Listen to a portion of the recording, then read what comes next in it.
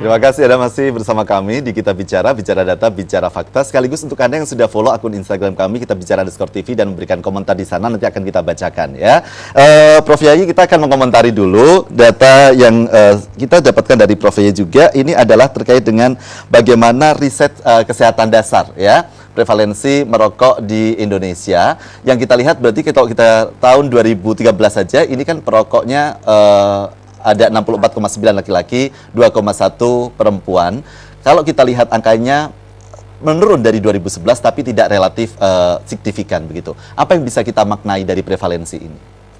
Ya, sementara ini kalau saya boleh bilang jumlah perokok di Indonesia masih stabil gitu ya, masih penurunannya belum bermakna. Meskipun kalau dilihat per provinsi itu memang ada beberapa provinsi yang sudah penurunannya cukup bermakna gitu. Tapi kalau kita lihat yang tadi slide yang sesudahnya yang 2018 ya, itu kan sedikit naik juga ya.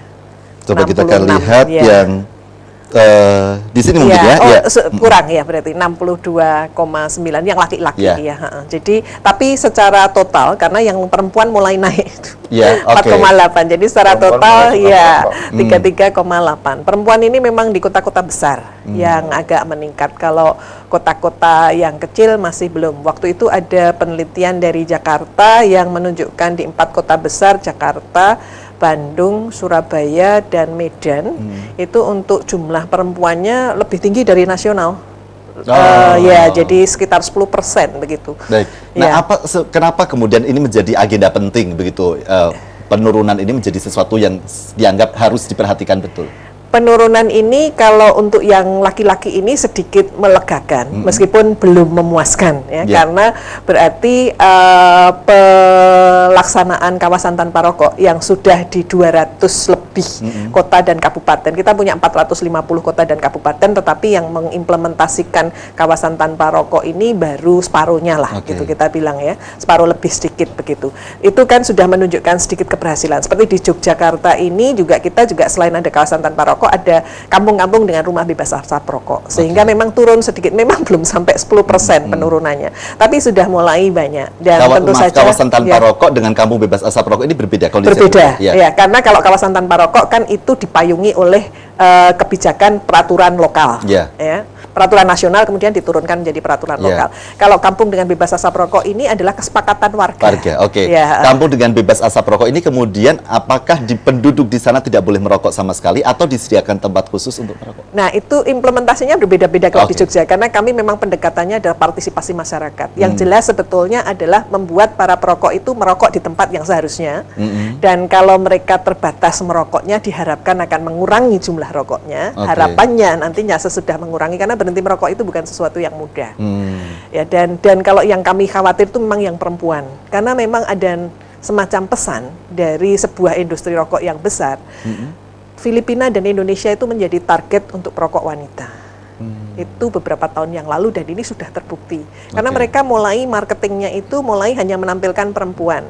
Saya waktu itu potong rambut di salon juga agak kaget karena ada majalah yang sebetulnya majalah yang perempuan sekali yang saya tidak pernah berlangganan itu sudah ada iklan yang hanya dengan perempuan, tidak ada laki-laki di situ, tapi tentang tidak rokok. menunjukkan sedang merokok. Tidak. Kemudian persuasifnya itu masuk lewat apa? Persuasifnya itu kalau dulu untungnya kemudian ada aturan dari Indonesia yang tidak boleh membuat bungkus rokok yang seperti lipstick. Dulu pernah ada yang bungkus rokok seperti lipstick, sehingga itu jelas ditujukan pada perempuan karena rokoknya juga sangat slim. Ya, perempuan kan nggak mungkin ngerokok yang lindingan kecil gitu ya. Betul. Jadi dibuat cantik. Dan dibuat waktu itu sempat juga di dekat Universitas Gadjah Mada ada iklan rokok yang hanya perempuan di situ. Gitu. Dalam pengamatan Prof Yayi apa kemudian hidden agendanya gitu ya? Karena ini perempuan ini apa? Kenapa harus perempuan yang kemudian toh laki-laki sebenarnya kalau kita bicara pasar industri sudah cukup banyak. Kenapa kemudian harus perempuan juga jadi agenda? Karena di negara-negara maju ini dibuat seperti itu supaya menggantikan yang perokok laki-laki.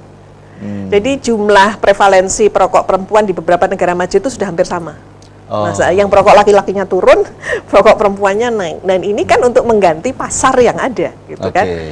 Jadi kalau di sini, tapi memang pesan-pesannya jadi memang sangat menyentuh para wanita karena itu kebebasan, kesetaraan, jadi maksudnya kepada isu-isu yang agak sensitif untuk punya hak untuk kemudian gitu. melakukan yang sama. Bicara soal hak, Pak Koco, saya mau nanya dulu Pak Koco, karena dari komunitas perokok bijak, ini berarti merokok dong maksudnya. Oh iya. Sudah dari umur berapa kalau boleh tahu Pak? Saya merokok SMA, Mas. SMA. Itu karena lingkungan atau gimana ceritanya? Ya, kalau merokok itu kan mungkin lebih pada melihat bahwa sama seperti anak-anak yang kemudian jatuh karena dia memakai baju Superman dan dia merasa jadi Superman kan gitu. Nah, sama seperti kita, Mama. Kayak karena kita melihat bahwa orang yang merokok itu adalah mereka yang sudah dewasa, maka pada saat anak-anak pun merasa pengen tampil dewasa kan. Dan itu sebenarnya tanpa ada aturan, sebelum ada aturan yang pembatasan umur 18 tahun, itu di kampung itu sudah sangat punya kebijakan tersendiri. Jadi kearifan lokal bahwa perempuan itu tidak pantas merokok, laki-laki itu pantaslah merokok, tetapi dia sudah harus akhir balik.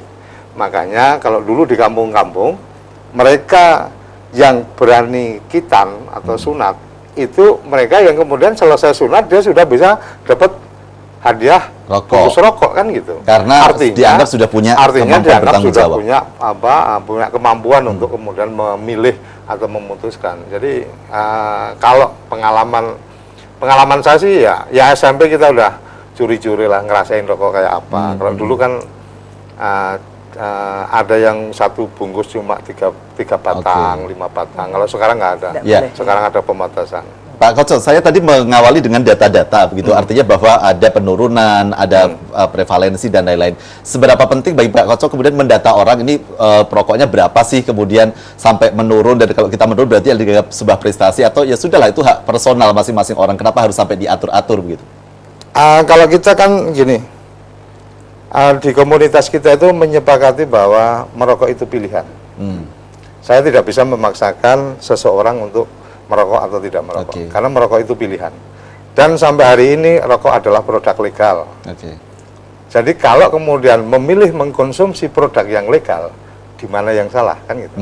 Nah, cuma bahwa kemudian kita mendorong kepada bagaimana kita ini menjadi perokok yang beradab, kita beretika, kita paham betul apa hak kita dan seterusnya. Itu bagian yang kita coba lihat apa yang dilakukan oleh komunitas perokok bijak. Jadi kalau kita lihat ini menjadi nampak masuk akal dan kemudian sepertinya nilainya juga baik gitu Pak ya. Yang pertama, rokok adalah produk untuk konsumen dewasa. Yang kedua, hanya mengkonsumsi rokok legal taat membayar cukai. Rokok yang ilegal ada ya? Ada. Rokok ilegal ada. Jadi kalau mereka merokok yang ilegal dianggap bukan perokok bijak. Bukan. Jujur terbuka atas risiko dan manfaat rokok, menolak anak-anak merokok dan perokok remaja, menghormati dan menghargai sesama perokok dan bukan perokok. Ini bentuknya artinya kalau ada orang tidak merokok, apa yang dilakukan konkretnya Pak? Jadi gini, kalau menghormati perokok dan bukan perokok itu artinya gini, kalau kita memang di ruang yang merokok, ya tanpa harus permisi. Ya memang itu ruang buat merokok. Jadi jangan sampai kemudian teman-teman yang anti rokok nih, kayak kejadian beberapa waktu yang lalu tuh di satu mall umpamanya, terus jadi diteriakkan kayaknya kita sadis banget gitu. Padahal itu seorang ibu-ibu yang bawa anaknya masuk di smoking room. Ketika diingatkan kemudian dia teriak-teriak blas kemana-mana. Sepertinya kita nggak punya etika, padahal kita mengingatkan, Bu, ini ruang untuk perokok, anak-anak jangan dibawa ke sini. Apakah kemudian memang misalnya Pak Koco dan teman-teman tuh seringkali merasa terdiskriminasi begitu? Sangat. Jadi gini. Umpama nih. Curhatan perokok umpama gini. Yang paling sederhana aja deh. Dulu kita di kereta masih ada tempat untuk kita bisa merokok. Minimalnya di restonya. Sekarang kan nggak ada sama sekali. Nggak ada sama sekali. Ketika saat berhenti pun itu kita mesti di titik yang kadang jauh dari gerbong. Kalau kemudian teman-teman yang menolak rokok, pasti melihat Jepang itu kan juga negara yang sangat bagus ketika bicara anti rokok. Tapi ibu boleh cek di sana, Untuk kereta yang jarak jauh itu ada satu gerbong memang khusus untuk perokok. Oke. Nah, di kita nggak ada yang kayak gitu. Baik. Artinya ada bagian yang kemudian pengen ngikut yang di sana, tapi kemudian ngikutnya nggak penuh. Nah, ini poin nomor 7 tadi ya, memperbudak hak perokok. Kemudian mentaati etika, norma dan peraturan, melawan segala bentuk diskriminasi, melawan segala bentuk kampanye anti rokok yang irasional dan tendensius. Nanti kita bahas yang irasional dan tendensius seperti apa. Tapi kalau kita bicara perjuangan tentang rokok, sebenarnya kan dalam perspektif kesehatan ini menjadi masuk akal karena memang ada data-data seperti ini. Ya. Gitu. Jadi artinya yang dilakukan teman-teman yang kemudian mendorong untuk dikurangi rokok atau bahkan tidak mengkonsumsi pasti ada dasarnya. Prof Yai bisa diterangkan apa sih sebenarnya yang paling menakutkan dan membahayakan dari rokok? Ya, sebetulnya yang paling menakutkan kalau dari saya adalah adiksinya. Karena Adiksinya. begitu seseorang mencoba, itu dia akan menjadi, menurut saya adalah pelanggan yang loyal gitu ya. Dan itu memang hasil penelitian yang terakhir yang saya baca dari seorang dokter saraf gitu. Dia kalau terutama anak-anak ya, jadi di bawah 15 tahun kalau dia mencobanya itu daya adiksinya akan lebih cepat. Ini gitu. adiksi itu didapatkan dari mana? Nikotin atau apa? Dari nikotin. Dari nikotin. Dari nikotinnya. Kecanduan. Kecanduan. Sama Jadi kayak kecanduan kecanduan. cabai lah. Oke. Besok lagi orang makan tahu pakai cabai. Kecanduan itu kemudian efeknya apa? Kalau cabai kan cuma pedes dan wow gitu. Nah, tapi di sini kan ada kanker, kemudian apa ada gases beracun. Mungkin bisa disampaikan, Prof, apa itu? Iya, saya sebetulnya latar belakangnya bukan dokter Iya, ya. Mas, iya, saya iya. adalah seorang promotor kesehatan yang sebenarnya saya psikolog. Iya. Jadi sebetulnya kenapa saya tadi concern dengan kecanduannya? Karena kalau dia semakin muda kecanduannya itu bahaya-bahaya yang ini semakin cepat gitu Oke. ya. Semakin cepat semakin berisiko Iya, gitu ya. iya. Kalau dalam hitungan statistik itu risiko yang akan didapatnya itu semakin besar. Dan sebenarnya nikotin tidak hanya bertanggung jawab terhadap kecanduannya, tetapi kalau dia sudah dihisap dan masuk ke dalam tubuh kita, dia juga akan mempengaruhi jantung, mempengaruhi beberapa hal yang lain. Dan di dalam rokok itu karena bakarnya, karena dibakar itulah makanya, dan sekarang ini kan industri rokok juga mencampur dengan beberapa bahan. Jadi Yeah. campuran bahan-bahan itulah yang mengakumulasi beberapa zat yang sebetulnya tidak dibutuhkan oleh tubuh gitu ya. Kalau saya sederhana saja, karena saya di kesehatan, apa yang ingin kita pesankan pada masyarakat itu, kalau kita sudah tahu bahwa ada beberapa hal, dan ini tidak hanya rokok memang, termasuk makanan. Kalau itu memang mengandung bahan-bahan yang tidak digunakan untuk tubuh, kenapa dikonsumsi gitu Oke. ya.